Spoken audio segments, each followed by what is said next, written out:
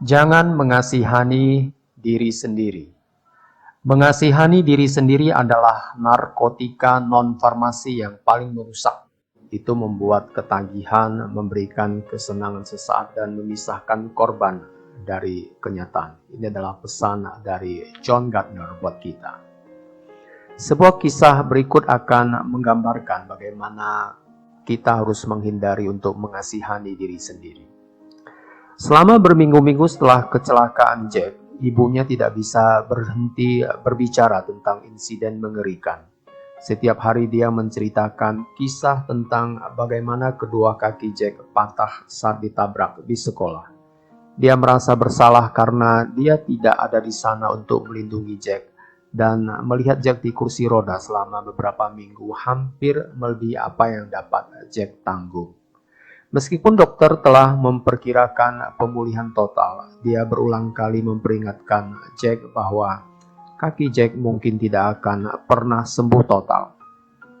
Dia ingin Jack sadar bahwa Jack mungkin tidak bisa bermain sepak bola atau berlarian seperti anak-anak lain lagi, kalau ada masalah dalam penyembuhan. Meskipun dokternya secara medis telah mengizinkannya untuk kembali ke sekolah, orang tuanya memutuskan bahwa ibunya akan berhenti dari pekerjaan dan menyekolahkannya di rumah dalam sisa tahun ini.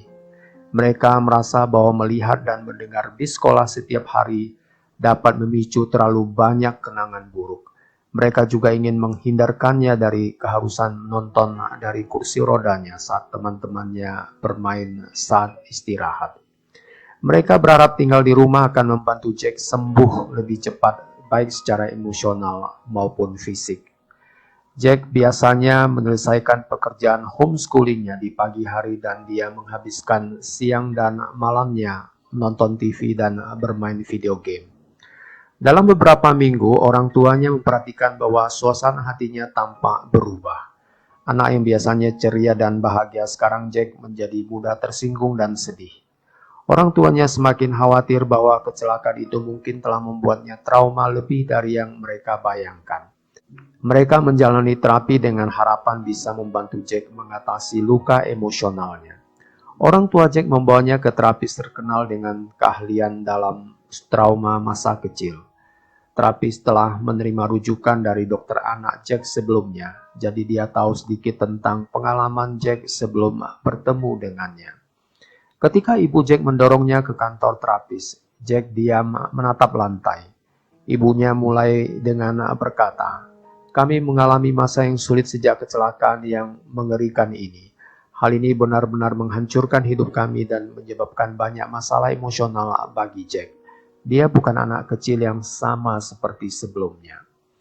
Yang mengejutkan ibunya, terapis itu tidak menanggapi dengan simpati. Sebaliknya dia dengan antusias berkata, "Wah, saya menantikan untuk bertemu dengan Anda, Jack. Saya belum pernah bertemu anak yang bisa mengalahkan bis sekolah. Anda harus memberitahu saya bagaimana Anda bisa berkelahi dengan bis sekolah dan menang."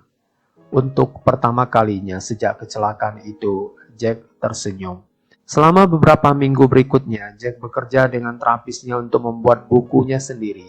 Dia dengan tepat menamakannya "Cara Mengalahkan di Sekolah". Dia menciptakan cerita yang luar biasa tentang bagaimana dia berhasil melawan bis sekolah dan melarikan diri hanya dengan beberapa patah tulang. Dia membumbui ceritanya dengan menggambarkan bagaimana dia memegang knalpot, mengayunkan dirinya dan melindungi sebagian besar tubuhnya agar tidak tertabrak bis. Terlepas dari detail yang dilebih-lebihkan, bagian utama cerita tetap sama. Dia selamat karena dia anak yang tangguh. Jack mengakhiri bukunya dengan potret dirinya duduk di kursi roda mengenakan jubah superhero. Terapis menyertakan orang tua Jack dalam perawatan. Dia membantu mereka melihat betapa beruntungnya mereka bahwa Jack selamat hanya dengan beberapa patah tulang saja. Dia mendorong orang tua Jack untuk berhenti mengasihani Jack. Dia merekomendasikan mereka memperlakukan Jack seperti anak yang tangguh secara mental dan fisik, serta mampu mengatasi kesulitan besar. Bahkan jika kaki Jack tidak sembuh dengan baik, dia ingin mereka fokus pada apa yang masih bisa dicapai Jack dalam hidup, bukan fokus pada apa yang tidak bisa dilakukan oleh kecelakaan itu.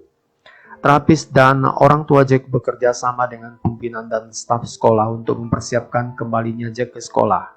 Selain akomodasi khusus yang dia perlukan karena masih menggunakan kursi roda, mereka ingin memastikan bahwa siswa dan guru lain tidak mengasihani Jack. Mereka mengatur agar Jack membagikan bukunya kepada teman-teman sekelasnya, sehingga dia dapat memberitahu mereka bagaimana dia mengalahkan di sekolah dan menunjukkan kepada mereka bahwa tidak ada alasan untuk merasa kasihan padanya.